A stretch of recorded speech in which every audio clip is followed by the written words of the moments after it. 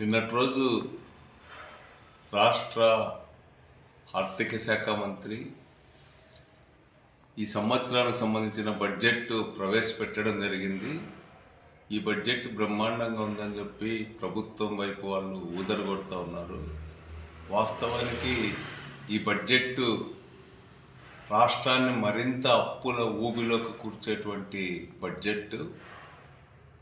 ఇది ఒక అప్పుల కుప్పగా ఈ రాష్ట్ర ఆర్థిక పరిస్థితిని దిగజార్చేటువంటి మరొక బడ్జెట్ ఇది.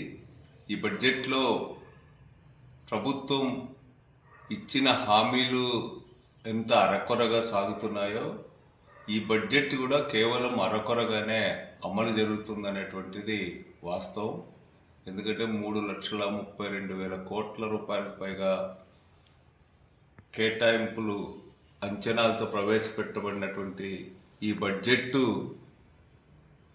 భారీ బడ్జెట్. ఇది ఆర్థికవేత్తలే ఆశ్చర్యపోతూ ఉన్నారు.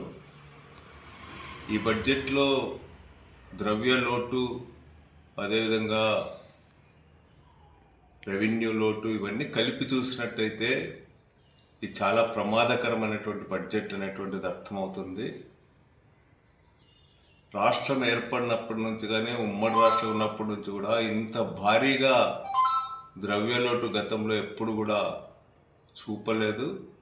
దాదాపు 1,00,000 కోట్ల రూపాయలు అప్పులు చేయబోతున్నట్టు బడ్జెట్ స్పీచ్ విన్నటువంటి ఎవరికైనా కూడా అర్థమవుతుంది.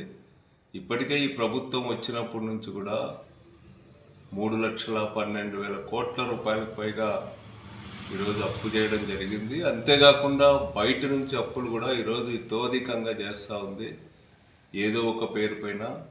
ఈరోజు 3,30,000 కోట్ల రూపాయల కేటాయింపులు చూపినటువంటి ప్రభుత్వం ఆ డబ్బంతా ఎక్కడి నుంచి తేబోతున్నారు? పన్నులు వేయబోతా ఉన్నారా, లేకపోతే ఇతర ఏ రూపాల్లో అప్పులు చేయబోతున్నారా? ఎక్కడెక్కడి నుంచి అప్పులు తెస్తున్నారు? దేనిపైన పన్నులు వేస్తూ ఉన్నారు? ఎంత పన్నులు వేస్తూ ఉన్నారు? ఏ విధంగా ఈ కేటాయింపులు ఇవన్నీ కూడా పూర్తి చేయగలనేటువంటి విశ్వాసాన్ని ఎక్కడ కూడా చూపించడం లేదు. అంటే ఇది పూర్తిగా మోసపూరితమైనటువంటి బడ్జెట్ అనేటువంటిది ఎవరికి కూడా అర్థమవుతుంది. ఎందుకంటే ఎక్కడి నుంచి డబ్బులు తెస్తామో చెప్పకుండా మేము డబ్బులన్నీ కూడా ఇంత పెద్ద ఎత్తున ఖర్చు పెడతామని చెప్పి చెప్తా ఉన్నారు. ఇన్ని లక్షల కోట్ల అప్పు చేసినా, ఇంత భారీ బడ్జెట్లు చూపినా కూడా ఈరోజు సూపర్ 6 అని ప్రజలకి నమ్మించి హామీలు ఇచ్చి మోసం చేస్తున్నారు ఇప్పటి వరకు. ఇది కొనసాగుతుంది. రాబోయే కాలంలో సూపర్ 6 అనేటువంటిది స్టెప్ బై స్టెప్ దీన్ని ప్రజల మనస్సుల నుంచి తొలగించాలన్నటువంటి ప్రయత్నం కూడా ఈ బడ్జెట్లో కనిపిస్తూ ఉంది. ఆడబిడ్డ నిధి కానీ, నిరుద్యోగ వృత్తి కానీ, లేకపోతే రైతులకు సంబంధించినటువంటి వేటిలో కూడా ఈ ప్రభుత్వం స్పష్టమైనటువంటి మాటలు చెప్పడం లేదు. ఈ ప్రభుత్వం ఈరోజు ఉద్యాన వనాల హబ్ అని ఇట్లాంటి రకరకాల మాటలు చెప్తా ఉంది. ఆచరణలో ఉద్యాన రైతులు ఈ సంవత్సరం చాలా తీవ్రంగా నష్టపోయినారు. ఉద్యాన పంటలు దేని ధర చూసినా కూడా మామిడి రైతులు నష్టపోయినారు, ఉల్లి రైతులు నష్టపోయినారు, అరటి రైతులు నష్టపోయినారు. ఈరోజు వాళ్ళ స్ప్రింక్లర్స్కి సంబంధించి, లిఫ్టులకు సంబంధించి అన్నీ కూడా ఆచరణలో ఏమాత్రం కూడా అవి ముందుకు పోవడం లేదు. కేవలం డ్రిప్ గురించి, వీటన్నిటి గురించి మాటలు చెప్పడం తప్ప ఈ ప్రభుత్వం చెప్పుకోదగ్గ రీతిలో ఎక్కడ కూడా చేసింది లేదు. గత ప్రభుత్వం చేసినటువంటివి కూడా తన ఖాతాలోకి వేసుకోవడం అనేటువంటిది ఈ ప్రభుత్వం మామూలే. విద్య విషయంలో, మెడిసిన్ విషయంలో అన్నింటిలో కూడా ఈ ప్రభుత్వం ఈరోజు కేటాయింపులు కూడా తగ్గించి వేసినటువంటి పరిస్థితి ఉంది. గ్రామీణ అభివృద్ధిని చూసినా కానీ, లేకపోతే మహిళలకు సంబంధించినటువంటి దీన్ని చూసినా, ఈరోజు విద్యకు సంబంధించి కూడా 8,000 కోట్ల రూపాయలకు పైగా బకాయిలు ఉంటే ఈ బకాయిలు ఎప్పట్లోగా ఇస్తారు? అసలు ఇస్తారా లేదా? ఈరోజు విద్యార్థులు అవమానాలు ఎదుర్కొంటున్నారు. దానికి సంబంధించినటువంటి ఎలాంటి సమాచారం కూడా లేదు. ఉద్యోగ వృత్తి గురించి, నిరుద్యోగం గురించి మాటలు చెప్తున్నారు తప్ప ఆచరణలో ఒక్క అడుగు ముందుకు పోయింది లేదు. ఈ ప్రభుత్వం విధ్వంసం అని చెప్పి 2.5 ఏళ్ళు దాటినా ఇంకా జగన్ మీద పడి ఏడడం తప్ప, జగన్ గారి హయాంలో ప్రజలు ఎంతో ఆనందంగా ఉన్నారు.